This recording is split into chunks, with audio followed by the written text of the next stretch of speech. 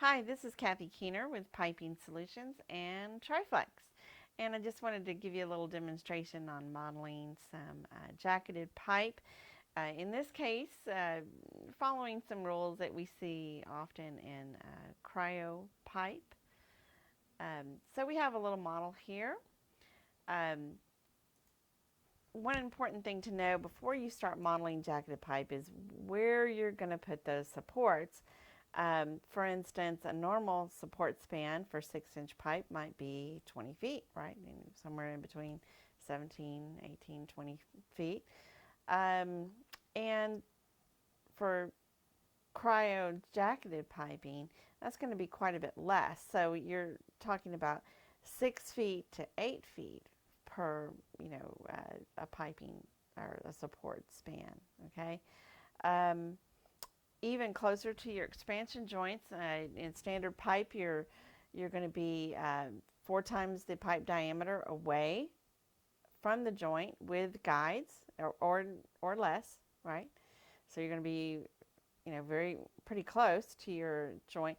But in cryo or jacketed piping like this, you're going to be quite a bit closer, even 1 inch away from the ends of your joint. Um, Same thing over here, and I've made the cuts into the pipe based on that. Um, you might want to guide in and out of an elbow with jacketed piping, so it has to be determined, well, how much, how close do you want to be to that elbow weld? In this case, I chose 2 inches. Um, this is about a 7-foot pipe. We want to use minimum lengths always with your elbows and the pipe coming from your elbow to the end of your elbow. We want to use minimum lengths because it makes it easier to make those cuts that we need to make. Let's say this was a flange down here instead of an anchor. We are typically going to go about 3 inches, maybe, before we terminate the jacket. So I've made a cut here at the end of this 7-foot pipe. Or, well, now it's a little less than 7 foot, but and that's where we're going to terminate the jacket, and we're going to pretend that this anchor is a flange. Okay, so we have our inner piping modeled. We're ready to go and start working on our outer piping. Let me take a step back and take a look at this expansion joint. This expansion joint is an inner joint. Nothing really different about it. We modeled it without tie rods. Pressure thrust consideration is of course paramount. Length of the bellows is 6 inches, but the data point is going to land in the middle of that. So the length of the bellows here is your graphic, but also a dimensional guide, and the data point is going to be in the middle. So we're going to say use minimum length for that. We put in our stiffnesses. For torsional stiffness here, we typically put in rigid. However, you can always put in the stiffness that's listed in your expansion joint specification. The important part is that you understand what output to look at. For instance, with a rigid here, you're going to be looking at loads, right? With a stiffness, you're going to be looking at movement and loads. If it was free, you'd be looking at movement, right? Okay, so there's our joint. So we're ready to go in TRIFLEX, and we're going to make a copy of this. And the interesting thing is we don't really have to go to another file. We can do it in the same file just using assign location and creating another anchor. Now the trick is we have to give it a completely unique node number. Okay? And then we go to assign location. Check this on the from node. We're going to go about 2 feet to the X and about 3 feet up with our anchor. So we have plenty of room. And there you go. There's your anchor. Okay? So we know that we want to just copy this to that, right? So let's say shift left click because this is a branch. There's no branches coming off of it. So we can just say shift left click. We have other forms of selection over here, a box selection, or you can select by the pipe size or any number of input criteria. But we don't really want the anchor. So if we go over here and we check show selected components, we see that we have our anchor selected as well. We want to deselect that, so we're just going to say control left click, and we're going to make sure that it's deselected, and there you go, and make sure that 1000 is current. Now to copy it, you can go to edit and do copy and then edit paste, or you can just say control C, control V. It shows us where it's going to go, and it shows us the data point of the beginning of the pipe that's going to be attached to 1000, and we say OK. Then we just want to deselect everything so that we can make some changes on our pipe up here. Now the first thing that I might want to change is to take this expansion joint that we put on the first part of that span of 6 inches, make it current, and exchange it or replace in the lower left hand corner using these 2 arrows here, and just click on a pipe and make it a pipe. And it already knows everything about the dimensions and the pipe size and everything else. So there we have that. If we want to get rid of that cut between the two, we can just say control left click, edit, merge, and that's that. Okay? So now we want to make this one current. So we just again say shift left click, and then we can click anywhere in the selected area to make our changes. We can make it show transparent. It's right here.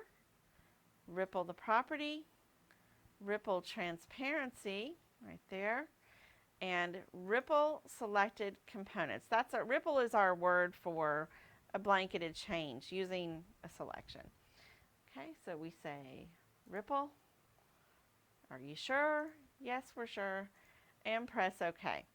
Now, we're going to change the pipe size. We can click over here too and change the pipe size either way. So I'm going to make this 10 inch so we can really, see what's going on. So we'll say pipe properties and go to 10 inch. Of course, this is a very important tab because your material, your weights, your insulation, your content is all on this tab. The next one is your process tab. We're just not going to worry about that for this demonstration. Ripple selected components, ripple size, yes, and OK. And so everything is 10 inch.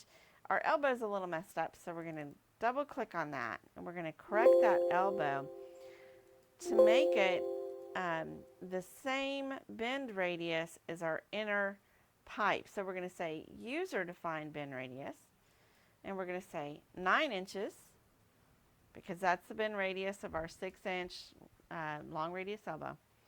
We're going to make sure that, again, we're using that minimum length for our elbows, and the pipe coming out of it is also minimum length because it helps us kind of make the cuts that are so prevalent in jacketed piping. So we're going to make it use minimum length and press OK, and there you have it. You're good to go. So we'll say edit, deselect all, and we'll just save. If you want to here, before you do an operation that you're not sure about, you can just say File, Save As R1, right? Revision 1, and then you have another copy. But what we're going to do real quickly, we could copy paste the entire thing and go through that practice again, but instead we're just going to open up this component here and make the from node 5 so that it goes to the anchor 5. Okay, and there you have it. So there's your jacketed piping. We have a leftover anchor, so we're just going to say control left click. We can click on the node number or the component itself and press delete, and there you have it. So now we need to put in our spider guides and our termination points. As you can see in TRIFLEX, the inner pipe nodes are down here. The outer pipe nodes are down here. And we can use those node numbers to make something current, which is what we want to do. So we want to go from 7 to 1130 with a spider guide. So we make it current because we want the spider guide to be sized properly. So we go from the inner to the outer typically. Okay, so we're going to go over here and select a release component, release element. We're going to take that to, what was that, 1130? Yeah. 1130, jacketed piping spacer down here. Okay, that's going to be our spider guide. It's going to come up and it's going to say, well, where do you want to go? Well, we want to go the current component direction. So if you have skewed pipe, TRIFLEX is automatically going to know that. So we say, okay. You can say set to LNG because we want it typically in the ABC direction so that we can tell, you know, what's going on. Press OK. Press OK, and there you have it. Now, if your pipe is horizontal, A is almost always going to be axial, right? Okay. If your pipe's horizontal, B will be vertical and C will be the guide direction. Otherwise, these are just the perpendicular directions. Okay. And press OK, and we have our spider guide. And we want to go from 19 to 1150. We can see here down in the right-hand corner. So go to 19, release component. And what was that? 1550 or 1150? I couldn't remember. No, that was 1150, right? Okay. All right. Same thing, jacketed piping spacer. Press OK. Set the axis to LNG so that you get the ABC. Current component direction. Press OK, and there you have it. There is on your 2 node where you want it, your spider guides. Okay. We wanted another one here about 2 inches away from the elbow weld, so we're going to go from 14 to 1155, and we're going to make the inner pipe current first, spider guide, and 1155. I haven't shut down TRIFLEX for a while, so it's kind of running a little slower. Jacketed piping spacer, press OK, LNG, OK, and there you have it. Free in every direction except for the perpendicular translational directions, right? And this is something, you know, this has to be decided beforehand because you don't want to mess around and just, you know, make a ton of different cuts. So you want to know these, how much spacing you want between certain things with the joint, the flanges.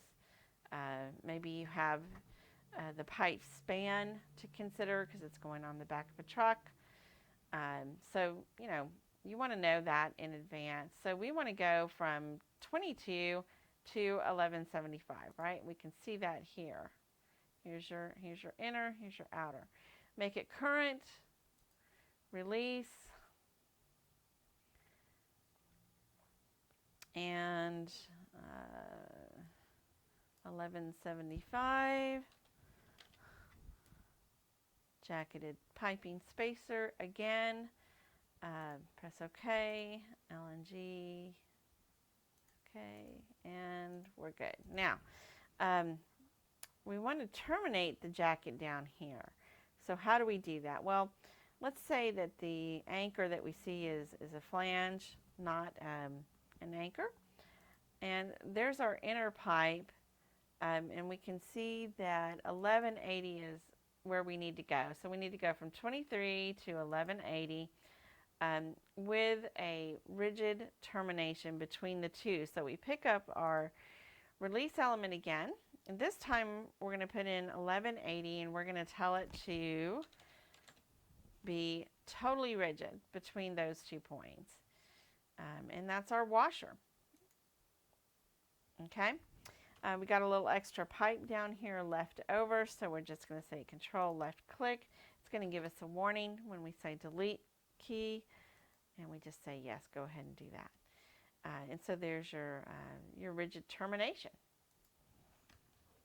Okay, so that's how one would model jacketed piping, maybe in the cryo world. And the important thing is to know in advance where all of these are going to be spaced with respect to elbows and flanges, expansion joints, etc. Okay, thank you.